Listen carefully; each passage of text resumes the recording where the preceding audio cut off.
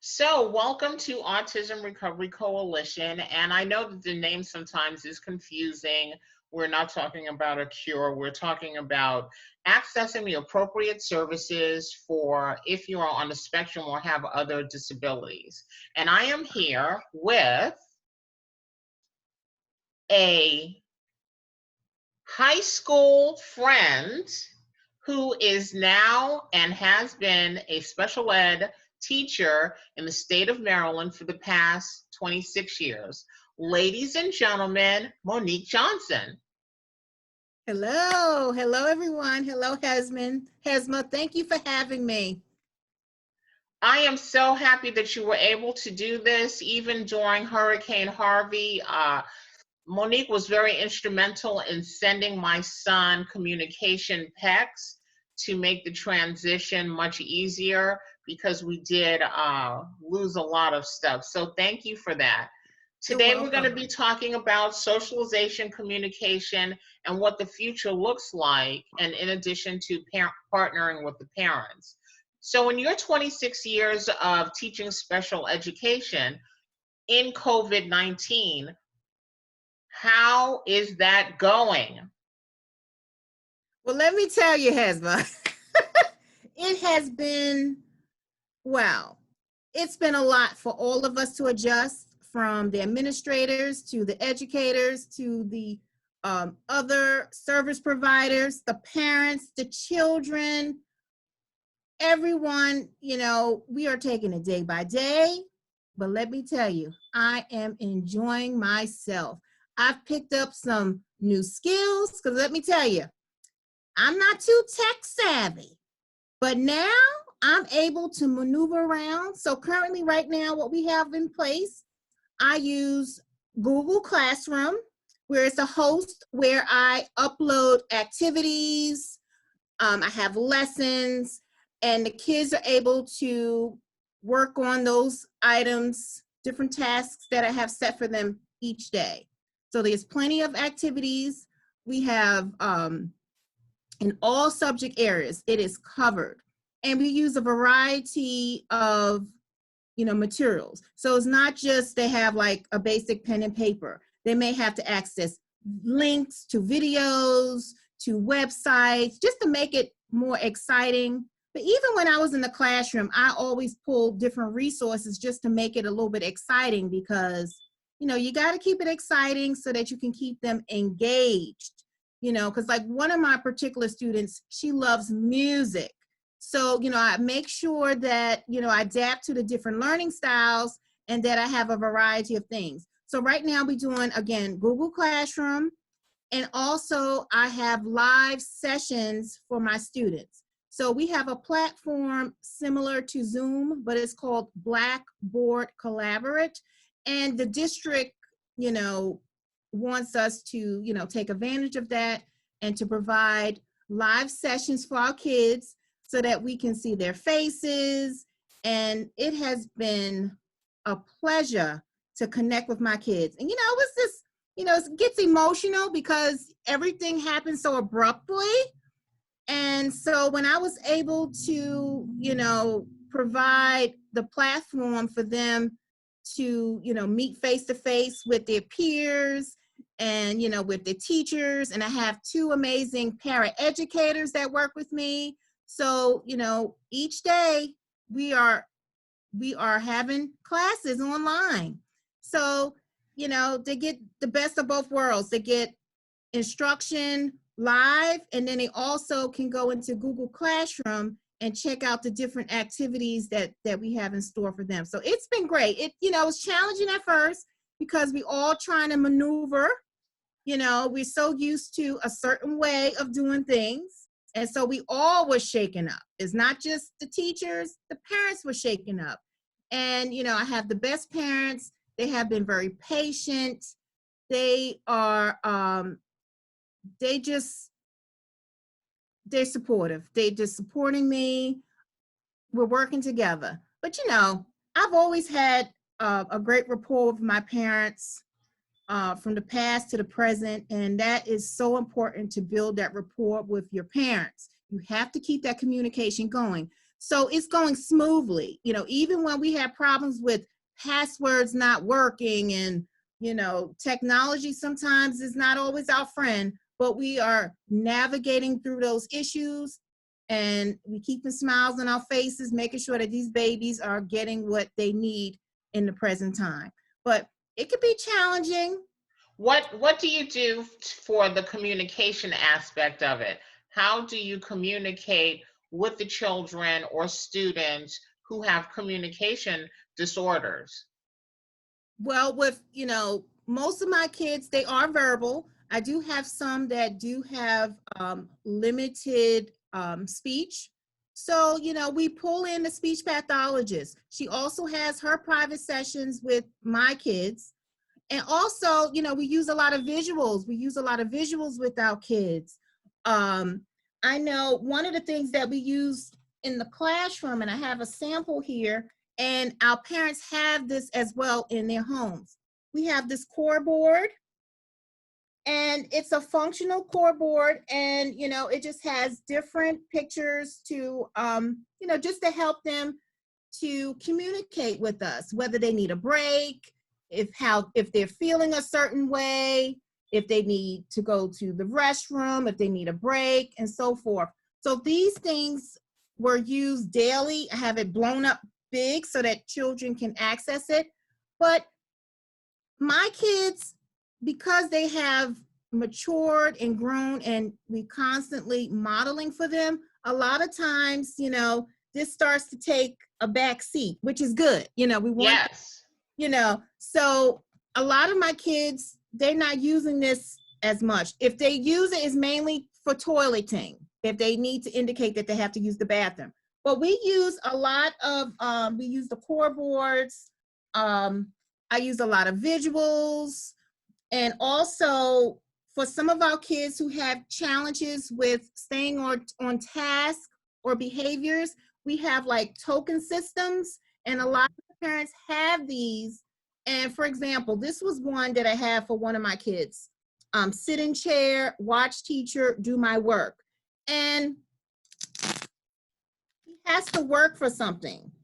For example, this one is toy cars. He loved toy cars. So, you know, as he performs what he's supposed to do and you set those expectations, then he gets to earn. He was infatuated with letters.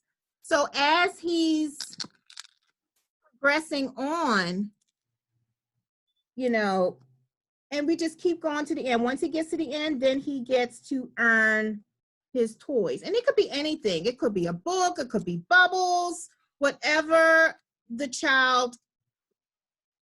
And I have one parent right now, when we have our sessions, if he gets a little antsy, she gets him right away. What are we working for? What are we working towards? And he's like, a break. I'm working towards a break. And she's like, you get your work done, you will get that break. And you just have to be consistent. And we just feed off each other. The kids know their expectations, and we have a great session. You know, Do so you everyone is train on the board. parents? I'm sorry, what did you say, Hesma? Do you train the parents? Yes, I train the parents. Some parents actually come in. Some have they have therapy sessions outside of school. They have the IBA therapy, and they have, you know, individuals who teach them certain things. And then also, you know, I explain certain things to parents who may not know. We bring in out speech pathologists, you know, so we all work in together. So yes. It's a true team effort. Yes. A true team effort. Now, you have been teaching for a while. So as time has gone on, what have you seen the students progress to do? Because most parents, a lot of the anxiety is based on what will the future look like? Yes, absolutely. And, you know, they have every right to feel those concerns. You know, these are their precious prides and joy, and you just want them to be successful. You don't want them to be taken advantage of, especially with a lot of our kids that don't have strong communication skills or even social skills. So, what we do, I know for us at my school, we push in. I have my kids for a portion of the day, and then we push into Gen Ed so that they can get to see those social models, how to interact with each other. How do we play? How do we take turns? Things like that. And we carry it over. And we just keep talking to the parents, and we talk about what we're doing. And I push my kids. Okay, just because you have a disability, it does not have to define you. You can do whatever you want to do. I have kids who I've taught years ago who are now grown-ups, they're in their 30s, and they are productive. But it starts with building that rapport with your parents and making sure that it's a whole team effort. It's a community. We have service providers that are working together. We have, the administrators that are working together. All of us, it takes a village. And it does take a village. Yes, I believe in that solely. So, but we have to set high expectations. I always set high expectations for my kids. Even the ones who struggled verbally, we push them. Use your words, because some of them, they get a little, uncomfortable, and, they may shy away, and they want to rely on, the core boards or the devices as a crutch. Like, no, you can have this to support you. We will not take it away from you. However, push yourself. And I have to tell my parents that too, because some of them are scared. They rely on, some of the supports to help them, and be like, no, let them use their words, talk with them, have a conversation, model what it looks like to have a conversation, so, you have to push them.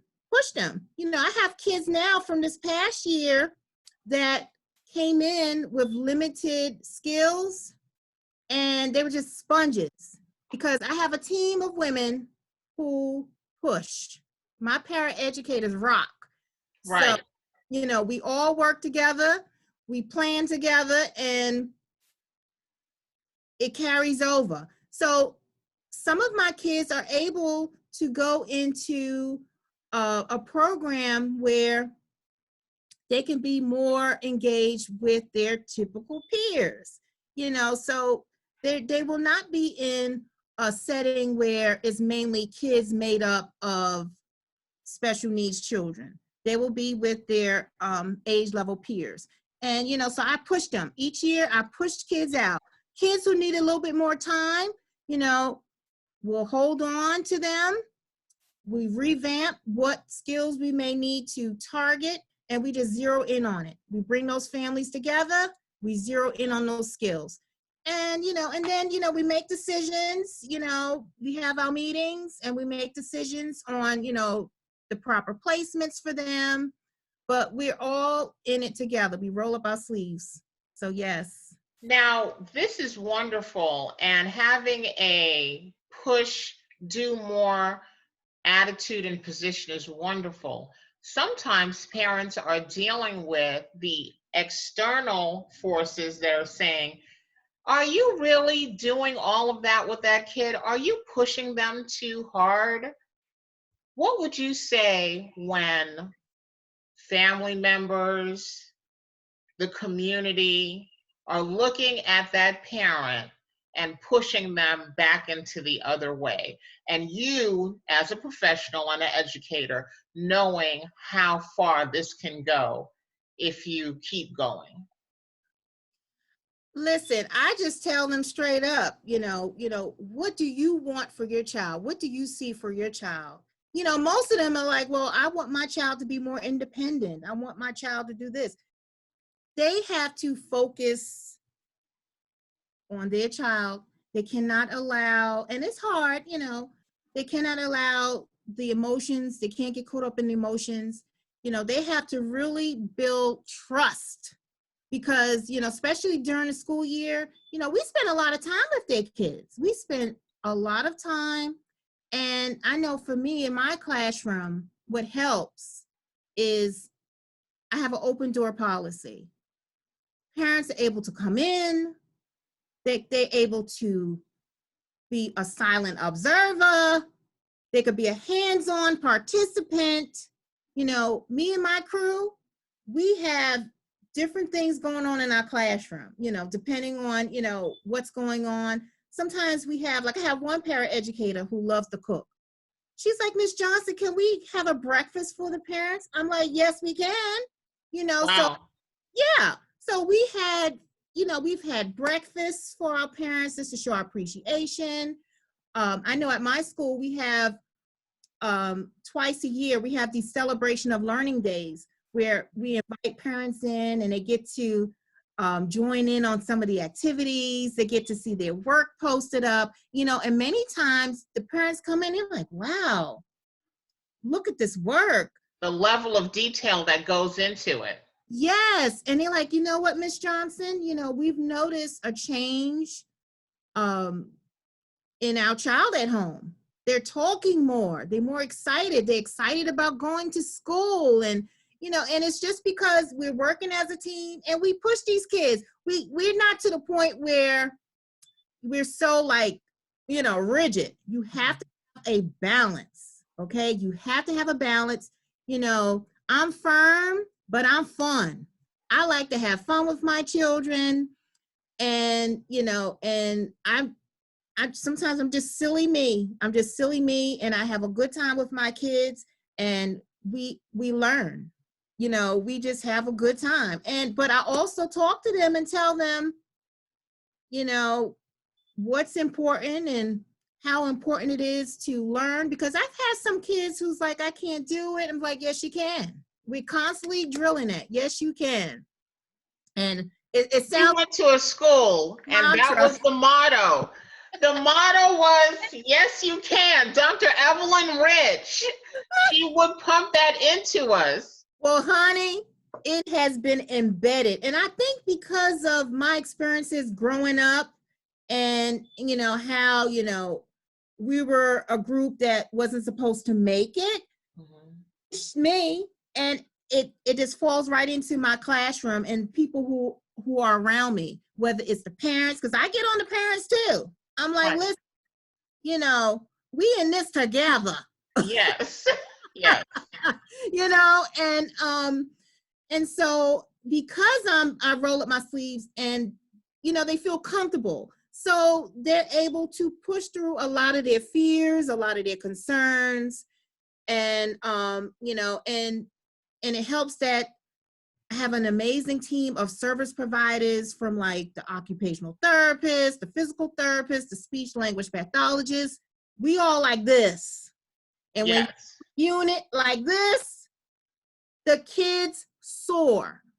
This year, kids have done phenomenally. They have done so well this year, and they have picked up so many skills and have achieved many skills across the board. So, they need to, push those naysayers to the side and push them to the side and focus. So our message would be push the naysayers to the side and focus. Yes, we have it. We have this. We have kids. We are, we are doing it. And so I push all my kids, all of them. So in closing, what kind of careers do they move past their special ed label? Oh my goodness, honey, I have entrepreneurs. I have individuals in business, in healthcare. And, they periodically, they look me up. Miss Johnson, what's going on? How are you doing? I have one that lives across the street from my sister. And we were like, oh my gosh, I know that face. Yes. I never forget a face, and the names pop up. I don't forget my kids. Yes. And you've seen them thrive. Yes. And they're holding jobs. you know, some have gone back to school. And let me tell you, all the ones that I have really kept up with, they have moved past special education. And some of them early on, they were put into special ed because of behavior, some of them, Mm. and once they took care of that, they were able to push forward. But so many of them were able to, test out of those programs, and they are doing well for themselves. And I'm so proud of them. And I'm just So parents, do you hear that? There is hope. Yes, and the parents, once they get in their minds that, wait a minute, my kid is really doing well and can do even more, do it. Just do it. Just push them. Because I had one little boy, oh gosh, he was so cute. And his parents didn't believe that he was as independent as they thought. They thought, at home he Wow. I said, oh, no. You watch. I said, why don't you, stay over to the side and just watch. Honey, mouths dropped. Oh. Yeah. Child can do that. I said, oh, your child can do a whole lot more. Sometimes you have to take off those training wheels, let go. And let them fly. Yes, you have to let them fly. And then so once they get to observe, then a lot of times they just drop it and they're like, okay, handle it. We see, we're going to follow your lead.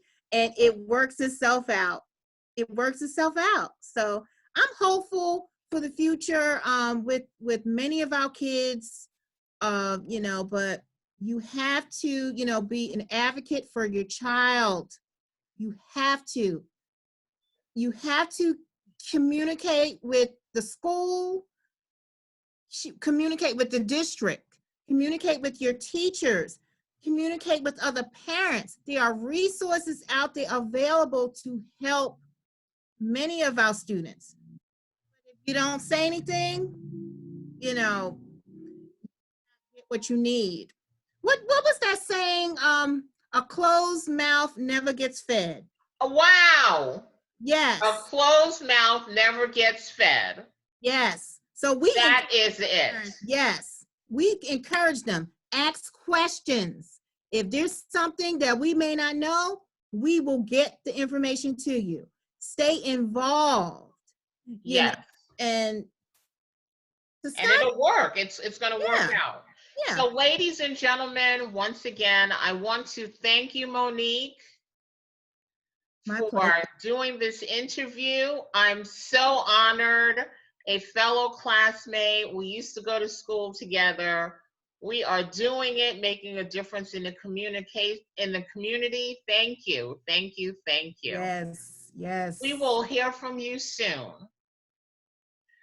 Guys, in addition to this interview, you're going to get some downloads to help assess, to help support your communication inside of the home as we do the stay at home, just like what Monique has shown us.